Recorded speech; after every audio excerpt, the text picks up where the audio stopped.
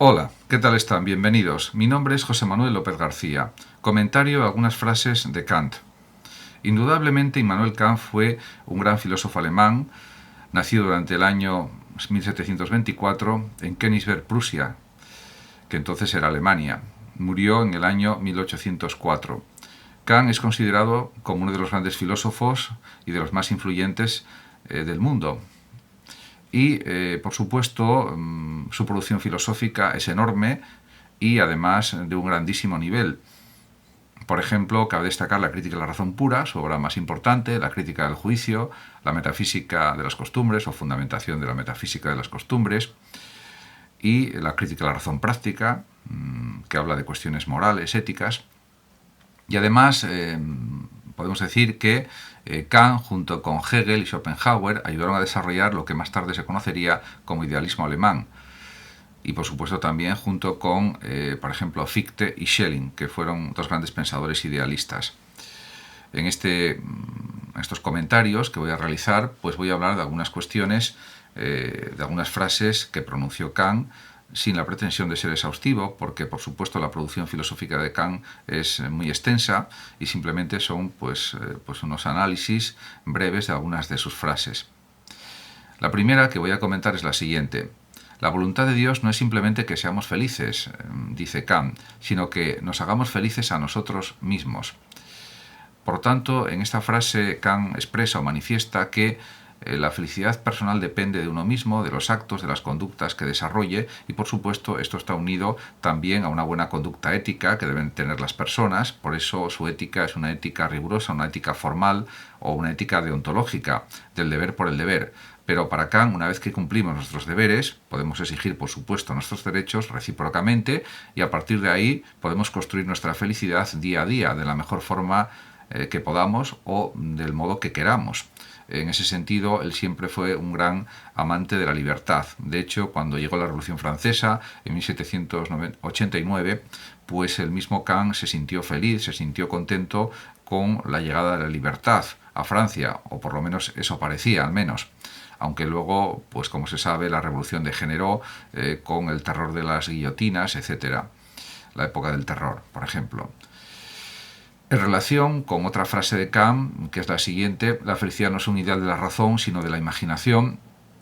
Esto, pues en parte quiere decir, junto con otras posibles interpretaciones, que la felicidad es más bien un estado emocional, emotivo, que está pues en nuestra mente y tenemos que controlar la mente para que la imaginación se desarrolle de forma positiva y no de forma negativa. En ese sentido, por supuesto, él partía de la base de que la vida empírica pues plantea muchos problemas, muchas complejidades, complicaciones, en general a todas las personas, a todos los seres humanos, pero eso es lo propio, lo característico de la existencia humana. No puede ser de otra manera, porque no somos dioses, no somos seres infinitos, no somos seres perfectos. Y eso es algo perfectamente entendible desde la perspectiva de Kant. Por otra parte, también dentro de su pensamiento hay que destacar que aunque dio muchísima importancia al conocimiento, a la fundamentación del conocimiento, a la teoría del conocimiento o a la epistemología o gnoseología, pues también reconoce pues, otros aspectos, cuando dice en la frase lo siguiente, en esta frase: tuve que eliminar conocimiento para hacerle espacio a la creencia. Pues efectivamente, a veces para entender las mitologías, los mitos, las religiones, las creencias religiosas en general, pues hay que usar pues distintas potencialidades de la mente o distintas potencias mentales, pero realmente él siempre se consideró un pensador agnóstico o ateo. Por supuesto respetaba los cultos cristianos, el culto pietista, protestante. De hecho él provenía de una familia pietista, como se sabe, y recibió una educación pietista en el colegio Fridericianum, etc. Pero él, pues en su libro La religión dentro de los límites de la mera razón y en otras obras o escritos, pues él, por supuesto, se expresa en un sentido que podemos calificar de agnóstico o de ateo, porque él consideraba que las peticiones a los dioses o al dios cristiano, las súplicas, todos los rituales y ceremoniales religiosos eran simples supersticiones y eran innecesarios. Para él, lo mejor en religión era, por supuesto, una buena conducta, una conducta respetuosa, honesta, buena, en definitiva, pues en relación con lo que él denomina también el imperativo categórico. Por supuesto, esto es, diríamos que, fundamentar la religión pues, en una base ética, en unos principios éticos que tengan que respetar todos los sujetos, todos los individuos. En relación con una de las frases más famosas que pronunció Kant, que es la de atrévete a pensar por ti mismo, o sapere aude, en latín, pues efectivamente tiene toda la razón Kant, porque a partir de una cierta edad pues ya hay que aprender a reflexionar por uno mismo, por supuesto con absoluta libertad de pensamiento, y el único límite que tiene esa libertad de pensar son las leyes y las normas. Unas leyes justas y unas normas justas, por supuesto. A partir de ahí, cada persona es libre de pensar lo que desee y lo que quiera, lo mismo que es libre de desarrollar la vida que él quiera o que él prefiera, porque lógicamente ninguna persona puede imponer a otro la vida que quiere llevar, ni las personas pueden querer imponer a los demás la vida que quieren llevar los demás, como es lógico y es natural. En ese sentido, la capacidad de pensar por uno mismo, de sacar las propias conclusiones de lo que sucede, etcétera, esa es la base del pensamiento libre, un pensamiento del que fue un gran ejemplo el mismo Kant con su producción filosófica, con sus clases en la Universidad de Königsberg durante muchos años, llegó a ser rector de la Universidad de Königsberg, etcétera. Otra de las frases pues muy interesantes de Kant, junto con otras muchísimas que tiene, por supuesto, es que la lectura de todos los buenos libros es como una conversación con las mejores mentes de los siglos pasados. Este tipo de planteamiento pues, es común a otros pensadores, a otros filósofos, y podemos decir que un libro es como un cerebro que habla.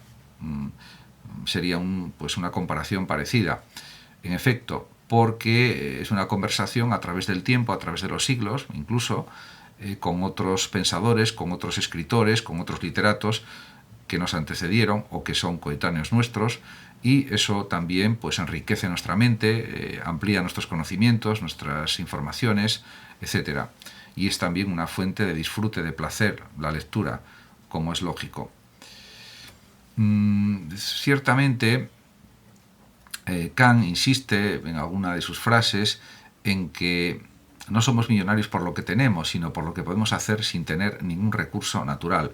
O dicho de otra forma, muchas veces las experiencias más placenteras, más positivas, son las que sentimos de una forma espontánea, de una forma natural y además que son gratuitas, como por ejemplo la experiencia de leer, la experiencia de pasear, la experiencia de escuchar música, la experiencia de conocer pues, nuevos paisajes, nuevos países, nuevas ciudades, nuevas personas, etcétera, etcétera. En este sentido, ya dentro del ámbito de la epistemología kantiana o de la teoría del conocimiento de Kant, de su criticismo o de su idealismo trascendental, era evidente para él, y así lo afirma en la Crítica de la razón pura, que los pensamientos sin contenido están vacíos y las intuiciones sin conceptos son ciegas, porque él quería evitar cualquier tipo de verborrea o de verborrea que no llevaba a ningún sitio. Simplemente pues era el construir conceptos sobre conceptos, y eso sería algo que él calificó de logomaquia. La logomaquia de construir conceptos sobre conceptos pues no lleva a ninguna parte, según Kant. Y eso es en lo que había caído la metafísica de su tiempo, en buena medida, aunque no toda. Y esto, por supuesto, sin perjuicio de que la filosofía también tiene un lenguaje muy técnico, una jerga filosófica que sirve para precisar más los contenidos, los pensamientos, etcétera, y eso, por supuesto, sí que lo admitía el propio Kant. De hecho, su propia crítica a la razón pura pues no fue entendida en un primer momento, luego fue entendida. Incluso escribió otra obra para explicar algunos aspectos de la crítica a la razón pura que no habían quedado aparentemente claros. Y, por supuesto, el rigor conceptual es una de las premisas, diríamos, de Kant en su enseñanza y también, por supuesto, en su escritura filosófica, en sus tratados filosóficos. Por lo tanto, pues realmente la combinación entre empirismo y racionalismo, que es lo que buscó Kant, lo consiguió en la Crítica de la razón pura, y es pues su idealismo trascendental o su criticismo. Realmente, para Kant también es verdad que las tres grandes preguntas de la filosofía, de la metafísica en general, son muy claras. ¿Qué puedo saber?, que abarca la teoría del conocimiento, o la epistemología, o la gnoseología, como se quiera decir. La otra gran pregunta es ¿qué debo hacer?, cómo debo comportarme, que incluye el ámbito de la ética, y también en parte de la antropología, porque la antropología trata también de conductas, de costumbres, que también es una forma de actuación o una forma de actuar, podríamos decir más claramente. Y la tercera gran pregunta que puedo esperar, que pues se refiere más bien al ámbito de tipo religioso, en relación con el problema de la muerte, con el problema de lo que va a pasar después de nuestra vida finita, etc. Realmente también hay otra frase que pues siempre se repite mucho cuando se habla de la filosofía kantiana, y es que el espacio y el tiempo son el marco dentro del cual la mente es presionada a construir su experiencia de la realidad. Diríamos que esa es la realidad. Y otra frase que también pues podría ser pues muy interesante para comentar sería la siguiente: mientras más ocupados estamos, más agudamente sentimos lo que vivimos, somos más conscientes de la vida. Efectivamente. Por lo tanto, diríamos que el propio Kant fue un ejemplo de esto, porque no paró de escribir hasta los últimos años de su vida, en que estaba bastante enfermo, pero durante toda su vida activa como profesor de la Universidad de Königsberg y anteriormente también, cuando era estudiante, y por supuesto ya en su etapa madura y por supuesto hasta su vejez, tuvo una actividad realmente pues incansable. Y es verdad que si hacemos cosas, si no caemos en la holgazanería, pues es un poco también el planteamiento kantiano, pues podemos sentir la vida más plenamente, sentirnos más vivos y sobre todo pues crear cosas también, que es importante, y sentir que aprovechamos mejor la vida. Por supuesto, esto desde el punto de vista de Kant, en el sentido de que también debemos ser conscientes de que tenemos que descansar adecuadamente, etcétera. Pero está claro que diríamos la vagancia, la holgazanería, pues para Kant son claramente defectos del carácter que no sirven para nada, sino para perjudicarnos más bien. En ese sentido, pues realmente lo expresa muy claramente y sin ambajes. Muchas gracias a todos por su atención. Saludos como siempre a los oyentes de Radio Sofando de México, y por último decir que el que lo desee puede compartir este vídeo en sus redes sociales, darle like o suscribirse a mi canal de YouTube. Hasta siempre.